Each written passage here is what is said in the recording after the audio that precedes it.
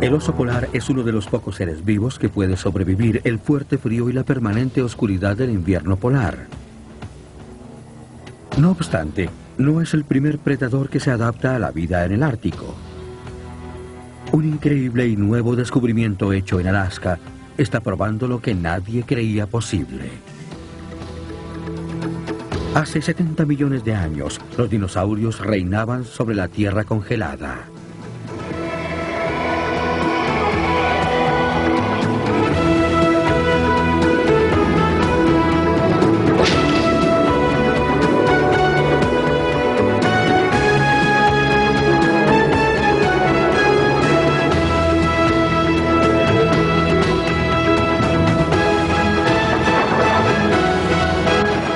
Mundo paleolítico.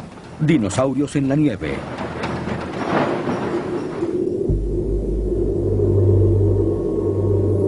En el Ártico, durante 10 meses del año, el frío es el supremo rey. Durante 3 de esos meses, el sol desaparece del todo debajo del horizonte. Las temperaturas pueden bajar hasta 50 grados bajo cero. ¿Fue esta congelada tierra hogar para los dinosaurios?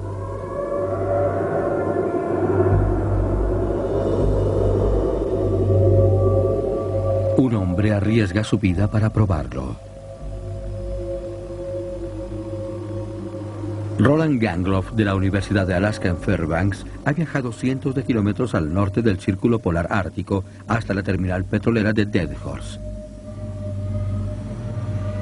Siendo el último poblado entre aquí y el Polo Norte, Dead Horse marca el final de la carretera Trans-Alaska. Pero este no es el destino final de Gangloff. Un vuelo de 320 kilómetros sobre la tundra congelada, conocida como la vertiente ártica de Alaska, lo llevará a donde muy pocos han ido. Gangloff hace una carrera en contra del tiempo. Alaska es una tierra de extremos. Aquí y durante apenas 8 semanas al año, las temperaturas suben sobre el punto de congelamiento y el hielo se derrite, tornando los centímetros superiores de la tundra en una frondosa alfombra verde y criadero para millones de hambrientos mosquitos que pronto incubarán e iniciarán su búsqueda de sangre para poder alimentarse.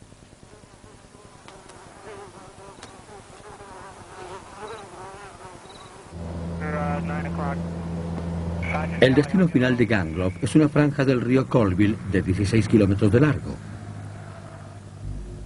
Un desolado pedazo de arena en la mitad del río, bien llamado Barra Pobreza, será su hogar durante las 5 semanas siguientes. Las comodidades son pocas. A 2 días de distancia por bote está el gélido océano Ártico y el clima todavía podría volverse en contra. En Alaska el sol de verano jamás se oculta. Ya que la temporada para excavar es corta, Gangloff y su equipo trabajarán 14 horas diarias para cazar dinosaurios. Si buscas, si miras, y si no, estás... En cualquier momento los gélidos vientos y las primeras nevadas podrían expulsarlos de Barra Pobreza. Aún ahora, gruesas capas de ropa y comidas calientes son necesarias para defenderse del frío. Hace 30 años, la posibilidad de que los dinosaurios hubieran podido sobrevivir al frío brutal del Ártico era algo inconcebible. La mayoría de ellos habían sido encontrados en lo que otrora fueron climas tropicales y exuberantes. Pero en 1961, Robert Liscombe, un geólogo en busca de petróleo, se encontró estos huesos, pero no los reconoció. 2 décadas después corrió el rumor de que por vez primera se había descubierto dinosaurios más allá del Círculo Polar Ártico.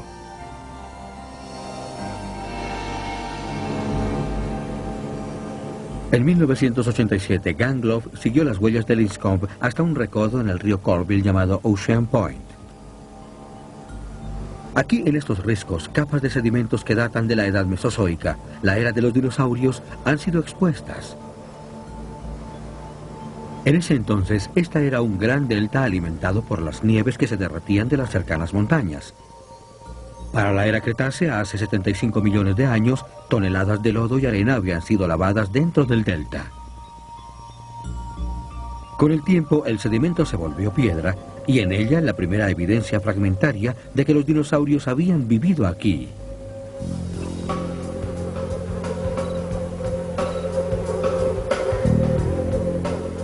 Colgando de los riscos, los miembros del equipo tediosamente escarban la roca para localizar las capas que podrían contener fósiles, pero sin suerte.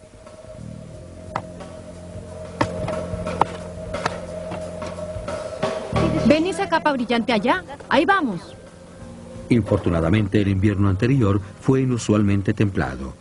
Un exceso de nieve derretida erosionó la superficie, mandando toneladas de tierra por el precipicio. La única opción actual es la de comenzar desde arriba.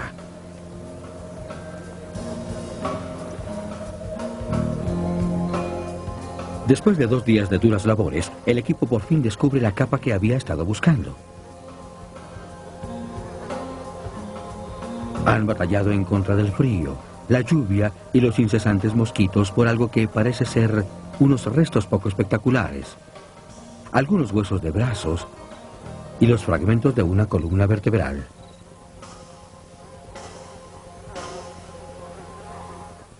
Se necesita de la entrenada vista de Roland para reconocer a la criatura dueña de estos huesos. Resulta ser un hadrosaurio, pico de pato, llamado Edmontosaurio. Los picos de pato eran los dinosaurios que más abundaban en Norteamérica. Aunque más grandes que los elefantes, estos bípedos herbívoros eran lentos y dóciles. Para protegerse de los predadores se desplazaban en grandes manadas por el continente, alimentándose de la verde selva tropical del período Cretáceo. Su descubrimiento proponía una provocativa pregunta. ¿Qué hacía un animal con tan fuerte sentido de supervivencia en un lugar como Alaska? Día, pedazo a pedazo, los riscos de Colville están entregando pequeñas visiones de un sorprendente capítulo nuevo en la historia de los dinosaurios.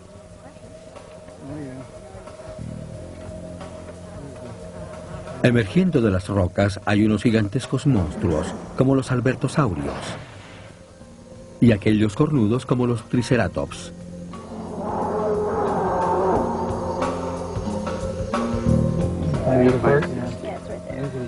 Los predadores dominaban el mundo prehistórico, pero los herbívoros eran mucho más numerosos. No obstante que los picos de pato eran los más comunes, su variedad era sorprendente. Algunos lucían unos extraños tocados.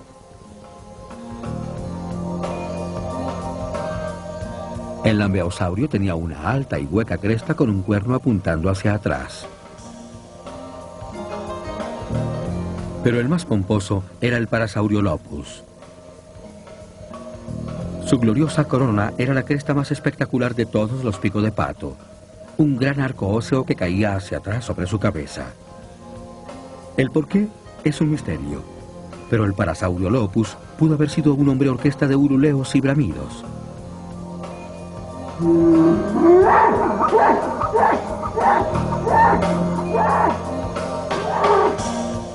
Otra de las extraordinarias características de los picos de pato eran sus dientes.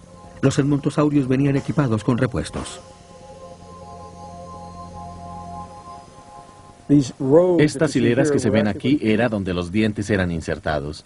Estos dientes son como baterías o correas transportadoras de dientes que surgen. Y cuando se van acabando se reemplazan mutuamente. Un edmontosaurio pudo tener entre 800 y 1000 dientes durante toda su vida.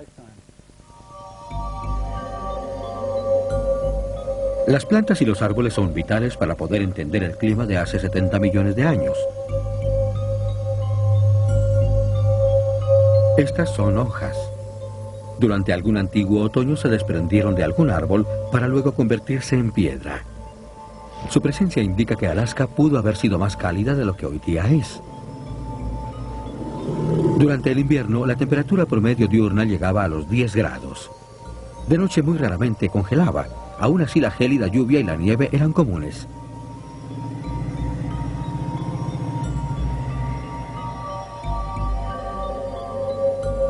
Irónicamente, Alaska estaba más cerca al Polo Norte, pero hace 70 millones de años no había capas polares de hielo.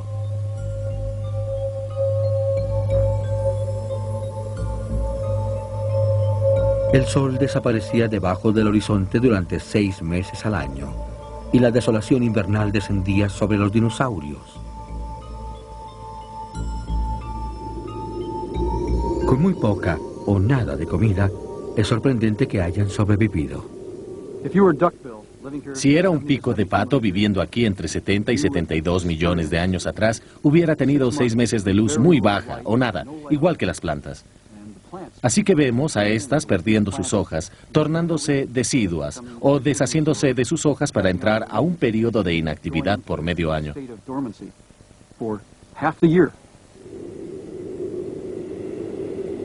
Con muy poca comida durante 6 meses, la vida sería tenue, a menos que los picos de pato adoptaran una estrategia moderna de supervivencia. Reptiles como los caimanes se entierran en las arenas de los ríos e hibernan cuando la comida y el agua escasean. Algunos científicos creen que los dinosaurios dormían durante los inviernos utilizando la nieve como factor aislante. Pero hasta que alguien descubra un dinosaurio hibernando, todo esto es mera especulación.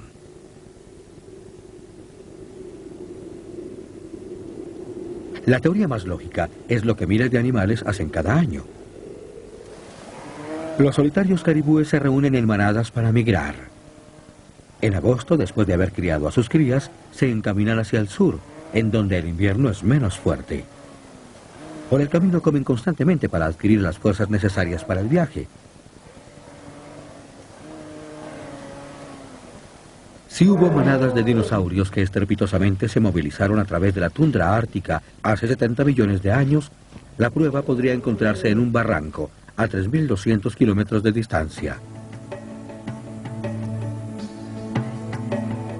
En el Parque Provincial de Dinosaurios en Alberta, Canadá, existen toneladas de huesos que yacen parcialmente expuestos, la mayoría pertenecientes a hadrosaurios como aquellos encontrados en Alaska. Pero aquí sus huesos no siempre están esparcidos y rotos. Se han encontrado esqueletos completos e intactos.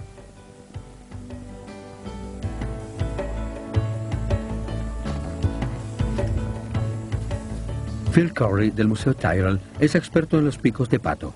Durante los últimos 20 años, él y su equipo han excavado miles de ellos.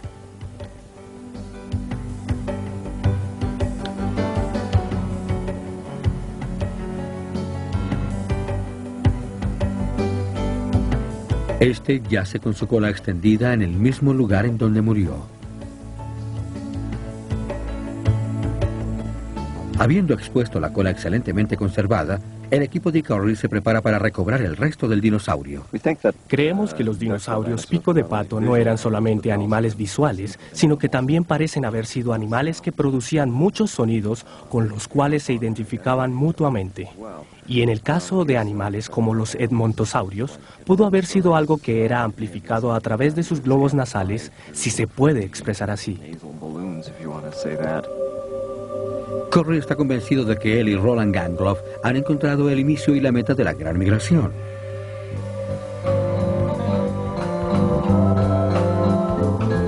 En Alaska, los grupos pequeños se unían hasta formar una enorme manada, la cual, guiada por el instinto, iniciaba su largo viaje hacia el sur, Alberta. Dinosaurios como los pico de pato y los ceratópsidos eran animales que podían moverse muy eficientemente. Tenían extremidades largas. Podemos examinar algunos lugares con huellas y calcular cuán rápido se movían. Sabemos que no hubiera sido muy problemático para los pico de pato o para los dinosaurios ceratópsidos viajar distancias grandes durante un periodo de varios meses. Y podemos ver que tal vez viajaban hacia el sur, a áreas como Alberta, para aprovecharse de la comida que allá había disponible durante los meses de invierno. Y claro, eran seguidos por los tiranosaurios, los cuales cazarían a los más viejos o a los rezagados en estas grandes manadas. La distancia entre la costa norte de Alaska y el sur de Canadá es de 3.200 kilómetros, mucho más lejos que cualquier animal terrestre, incluido el caribú, emigra hoy en día.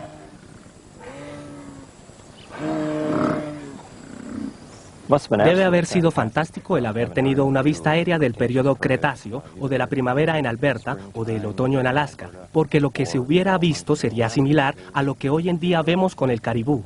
Los animales comenzaban a reunirse en grupos pequeños y cuando iniciaban su migración comenzaban a juntarse para formar grupos más grandes. Y esos grandes grupos, cruzando los bosques y los ríos, debieron haber sido algo fantástico para ver, especialmente cuando estamos hablando de miles de dinosaurios de 4 toneladas cada uno. La evidencia de Phil Currie parecía sólida hasta que los detalles trágicos comenzaron a emerger. Detalles de cierto día en Alaska, cuando un viaje hacia el pasado distante tuvo pésimos resultados. Hasta que Roland Gangloff inició sus excavaciones aquí, el vasto y gélido territorio de Alaska no parecía ser un lugar apto para dinosaurios. Pero su último descubrimiento sugiere que estos estaban en Alaska, y no solamente en plan de veraneo. Él y su equipo han encontrado huesos que son inusualmente pequeños en tamaño, pero grandes por sus implicaciones. Tengo en mis manos un molde del cráneo de un edmontosaurio aún joven.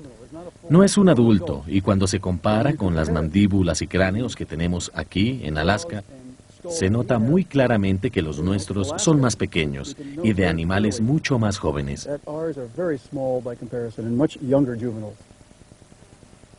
Más del 80% de los fósiles de Gangloff son tan pequeños que solo podrían pertenecer a dinosaurios pico de pato de no más de 2 años de edad, demasiado jóvenes para caminar hasta Canadá. Estos adolescentes de ninguna manera podrían movilizarse tan rápidamente como los adultos. Y si consideramos que eran más de 3.000 kilómetros de ida y 3.000 de vuelta, o sea de 8.000 a 9.000 kilómetros lineales, y analizando cómo los animales migran, añadiendo más kilometraje, desviándose un poco para comer y para otras cosas típicas de una migración, en realidad demandaba demasiada energía y gasto. Gasto biológico en lo que se refiere a migraciones.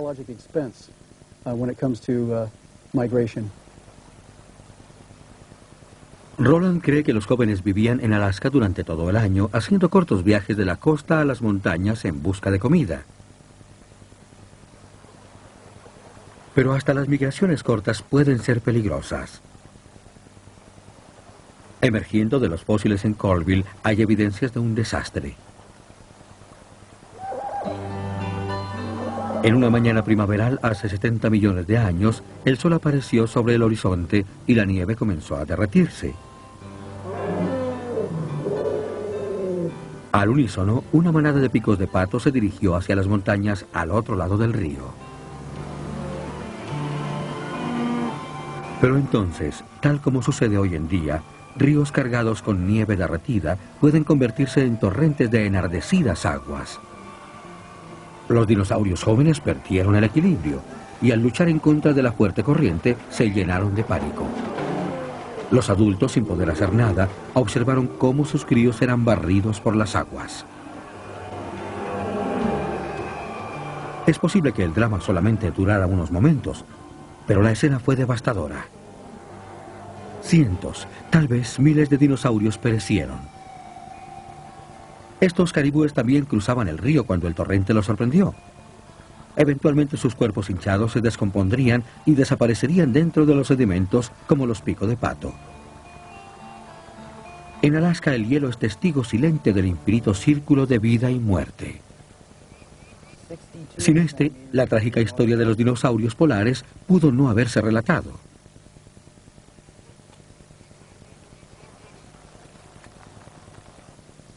Los dinosaurios polares ya están en el mapa, aunque tal vez Alaska no sea el final del camino. Un paleontólogo piensa que no solo era el hogar de los picos de pato, sino el lugar de nacimiento de los dinosaurios más famosos de América.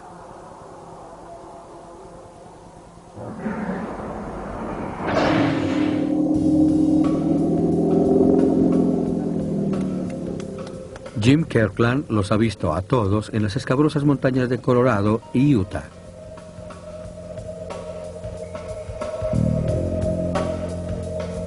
Del periodo Jurásico hace 150 millones de años, el estegosaurio y su brutal enemigo, el carnosaurio. el alosaurio al igual que el gigantesco y estremecedor saurópodo.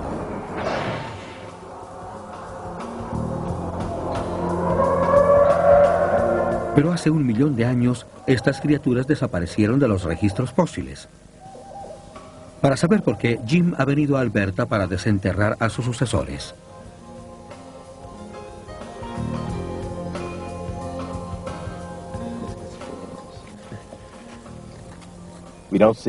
No podemos ver una extinción masiva, pero sí un reemplazo total de la fauna. Y esta es su herencia, la clásica fauna superior cretácea del Parque Provincial de Dinosaurios. Y hay que preguntar el por qué en tan corto periodo de tiempo se nos agotó la fauna. En esta investigación tenemos que examinar diferentes áreas de donde estos animales provienen. Kirkland piensa que los dinosaurios en Alberta evolucionaron primariamente en Asia. Su invasión comenzó después de que los continentes se movieron y empujaron a Alaska fuera del océano primitivo, creando la vía de acceso a Norteamérica. Al principio del Cretáceo no existía Alaska. Fue formada por 2 procesos. Uno de ellos fue la rotación hacia el sur de un área de tierra en la costa oeste de Canadá.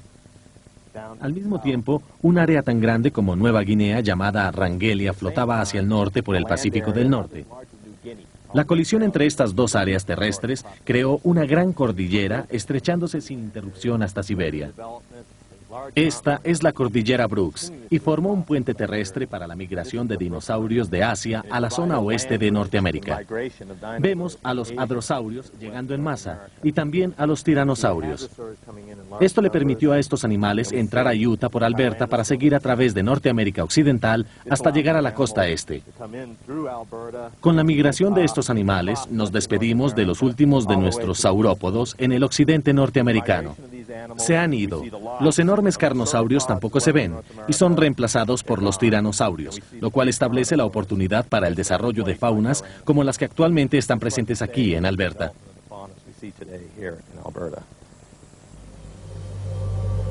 Alaska fue el escenario para el más grande desfile de dinosaurios que el mundo haya visto. Tras una década de laborioso trabajo en el gélido e infestado Coralville, Roland Gangloff claramente apenas ha arañado la superficie.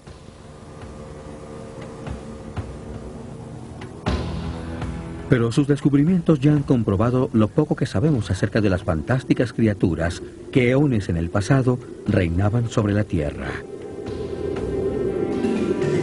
Solo nos atrevemos a adivinar lo que puede estar enterrado bajo el hielo.